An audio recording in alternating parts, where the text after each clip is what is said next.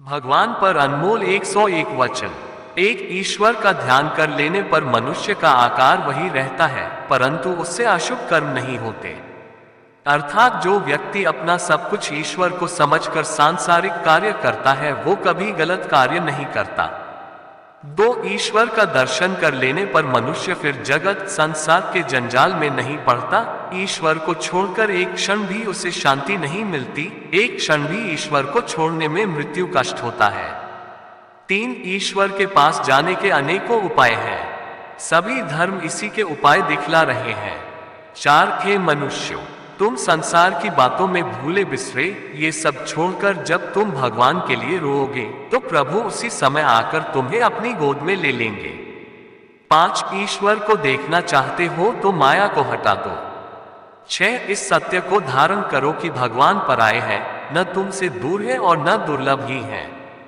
7 जिसने तुम्हें यहाँ भेजा है उसने तुम्हारे भोजन का प्रबंध पहले से कर रखा है। 8 जिसकी साधना करने की तीव्र उत्कंठा इच्छा होती है भगवान उसके पास सद्गुरु भेज देते हैं। गुरु के लिए साधकों को चिंता करने की आवश्यकता नहीं पड़ती। 9 मनुष्य देखने में कोई रूपवान, कोई कुरूप, कोई साधु, कोई असाधु दिखते हैं, परंतु उन सबके भीतर एक ही ईश्वर विराजते हैं। 10 फल के बड़े होने पर फूल अपने आप गिर जाता है, इसी प्रकार देवत्व के बढ़ने से नरत्व नहीं रहता। 11 मनुष्य तभी तक धर्म के विषय में तर्क वितर्क करता है जब तक उसे धर्म का स्वाद नहीं मिलता। स्वाद मिलने पर वह चुपचाप साधन करने लगता है।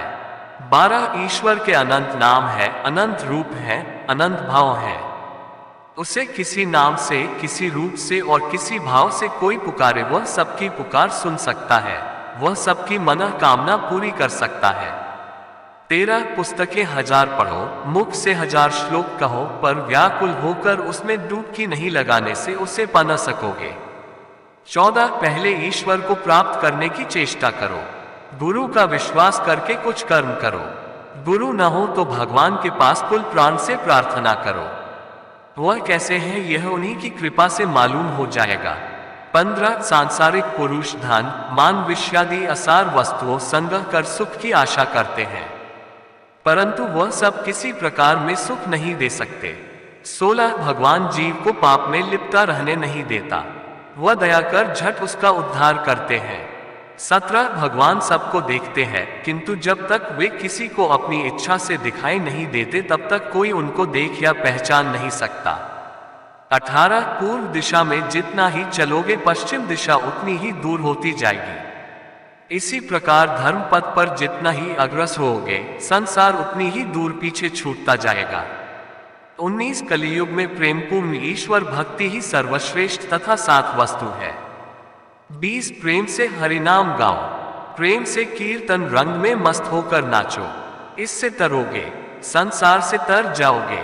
21 गुरु ही माता, गुरु ही पिता और गुरु ही हमारे कुलदेव है। 22 परमात्मा एक है, उसको अनेक लोग अनेक भावों से भजते हैं। 23 जिस हृदय में ईश्वर का प्रेम प्रवेश कर गया उस हृदय से काम, क्रोध, अहंकार आदि सब भाग जाते हैं, वे फिर नहीं ठहर सकते। 24 सब धर्मों का आदर करो, पर अपने मन को अपनी ही धर्म निष्ठा से तृप्त करो। 25 साधन भजन के द्वारा मनुष्य ईश्वर को पाकर फिर अपने धाम को लौट जाता है। 26 ईश्वर हम लोगों के अपने मन में है, वह हम लोगों की अपनी माता है, उनके पास हम लोगों का जोर करना, मचलना चल सकता है। 27 संसार में रहकर जो साधना कर सकते हैं यथार्थ में वे ही वीर पुरुष हैं। 28 संसार में रहकर सब काम करो, पर ख्याल रखो कहीं ईश्वर के लक्ष्य से मन हट न जाए। 29 कुलता स्त्रियां माता पिता तथा परिवार वालों के साथ रहकर संसार के सभी कार्य करती हैं, परंतु उनका मन सदा अपने यार में लगा रहता है। हे संसारी जीव, तुम भी मन को ईश्वर में लगाकर माता पिता तथा परिवार का काम करते रहो। 30 ईश्वर के दर्शन की इच्छा रखने वालों को नाम में विश्वास तथा सत्य का विचार करते रहना चाहिए। 31 सच्चा शिष्य गुरु के किसी बाहरी काम पर लक्ष्य नहीं करता, वह तो केवल गुरु की आज्ञा को ही सिर नवाकर पालन करता है। 32 पतंगा एक बार रोशनी देखने पर फिर अंधकार में नहीं जाता, चींटियां गुड़ में प्राण दे देती हैं पर वहां से लौटती नहीं। इसी प्रकार भक्त जब एक बार प्रभु दर्शन का रसास्वादन कर लेते हैं तो उसके लिए प्राण दे देते हैं पर लौटते नहीं। 33 गुरु लाखों मिलते हैं पर चेला एक भी नहीं मिलता। उपदेश करने वाले अनेकों मिलते हैं पर उपदेश पालन करने वाले विरले ही हैं। 34 ईश्वर का प्रकाश सबके हृदय में समान होने पर भी वह साधुओं के हृदय में अधिक प्रकाशित होता है। 35 समाधि अवस्था में मन को उतना ही आनंद मिलता है जितना जीती मछली को तालाब में छोड़ देने से। 36 ज्ञान पुरुष है, भक्ति स्त्री है। पुरुष माया नारी से तभी छूट सकता है जब वह परम वैरागी हो, किंतु भक्ति से तो माया सहज ही छूटी हुई है। 37 काजल की कोठरी में कितना भी बचकर रहो कुछ न कुछ कसौस लगेगी ही। इसी प्रकार युवक युवती परस्पर बहुत सावधानी के साथ रहे तो भी कुछ न कुछ काम जागेगा ही। 38 जिस प्रकार दर्पण स्वच्छ होने पर उसमें मुंह दिखलाई देने लगता है, उसी प्रकार हृदय के स्वच्छ होते ही उसमें भगवान का रूप दिखाई देने लगता है। 39 ईश्वर को अपना समझकर किसी एक भाव से उसकी सेवा पूजा करने का नाम भक्ति योग है। 40 कलियुग में और योगों की अपेक्षा भक्ति योग से सहज ही ईश्वर की प्राप्ति होती है। 41 ध्यान करना चाहते हो तो 3 जगह हर सकते हो, मन में, घर के कोने में और वन में। 42 दुष्ट मनुष्य में भी ईश्वर का निवास है परंतु उसका संग करना उचित नहीं। 43 ऐसे मनुष्यों से जो उपासना से ठट्ठा करते हैं, धर्म तथा धार्मिकों की निंदा करते हैं, एकदम दूर रहना चाहिए। 44 दूध में मक्खन रहता है पर मथने से ही निकलता है। वैसे ही जो ईश्वर को जानना चाहे वह उसका साधन भजन करे। 45 एक ज्ञान ज्ञान, बहुत ज्ञान अज्ञान। 46 ईश्वर साकार निराकार और क्या क्या है ये हम लोग नहीं जानते। तुम्हें जो अच्छा लगे उसी में विश्वास कर उसे पुकारो, तुम उसी के द्वारा उसे पाओगे। 47 मिस्री की डली चाहे जिस ओर से चाहे जिस ढंग से तोड़कर खाओ मीठी ही लगेगी, उसी प्रकार मन सफेद कपड़े के समान है, इसे जिस रंग में डुबाओगे वही रंग चढ़ जाएगा। 48 मन को स्वतंत्र छोड़ देने पर वह नाना प्रकार के संकल्प विकल्प करने लगता है परंतु विचार रूपी अंकुश से मारने पर वह स्थिर हो जाता है। 49 हरिनाम सुनते ही जिसकी आंखों से सच्चे प्रमाशु वह निकलते हैं वही नाम प्रेमी है। 50 डुबकी लगाते ही जाओ, रत्न अवश्य मिलेगा। धीरज रखकर साधना करते रहो, यथासमय अवश्य ही तुम्हारे ऊपर ईश्वर की कृपा होगी। 51 साधु संघ को धर्म का सर्व प्रधान अंग समझना चाहिए। 52 मरने के समय मन में जैसा भाव होता है दूसरे जन्म में वैसी ही गति होती है, इसीलिए जीवन भर भगवान के स्मरण की आवश्यकता है जिससे मृत्यु के समय केवल भगवान ही याद आवे। 53 ईश्वर अपने आने के पूर्व साधक के हृदय में प्रेम, भक्ति, विश्वास तथा व्याकुलता पहले ही भर देते हैं। 54 हृदय स्थिर होने से ही ईश्वर का दर्शन होता है। हृदय सरोवर में जब तक कामना की हवा बहती रहेगी तब तक ईश्वर का दर्शन असंभव है। 55 केवल ईश्वर ज्ञान ही ज्ञान है और सब अज्ञान है। 56 भगवान भक्ति के वश हैं, वे अपनी ओर ममता और प्रेम चाहते हैं। 57 जिसके मन में ईश्वर का प्रेम उत्पन्न हो गया उसे संसार का कोई सुख अच्छा नहीं लगता। 58 जो प्रभु के प्रेम में बावला हो गया है, जिसने अपना सब कुछ उनके चरणों में अर्पण कर दिया है, उसका सारा भार प्रभु अपने ऊपर ले लेते हैं। 59 संसार में आकर भगवान के विषय में तर्क, युक्ति, विचार आदि करने से कुछ फल नहीं। जो प्रभु को प्राप्त कर आनंद अनुभव कर सकता है वही धन्य है। 60 सभी मनुष्य जन्म जन्मांतर में कभी न कभी भगवान को देखेंगे ही। 61 सुई के छेद में धागा पहनाना चाहते हो तो उसे पतला करो।